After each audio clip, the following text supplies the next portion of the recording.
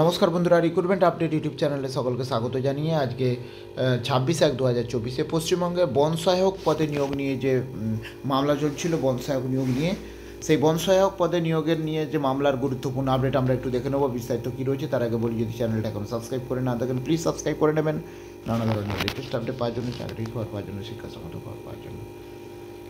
বন সহায়ক নিয়োগ নিয়ে কলকাতা হাইকোর্টের সিঙ্গেল বেঞ্চের নির্দেশ খারিজ করে দেওয়া হয়েছে। আগের নির্দেশ খারিজ করেছে ডিভিশন বেঞ্চ। 2020 সালের গোটা রাজ্যে 1878 জন বন সহায়ক নিয়োগ হয়েছিল এবং সেই নিয়োগে ভরি ভরি দুর্নীতির অভিযোগ ওঠে। এই নিয়ে একাধিক মামলা করা হয় কলকাতা হাইকোর্টে। সিঙ্গেল বেঞ্চ নতুন করে নিয়োগের নির্দেশ দেয়। নিয়োগের জন্য আবেদন করেন বহু চাকরি প্রার্থী। সেই নির্দেশ খারিজ হয়ে গিয়েছে।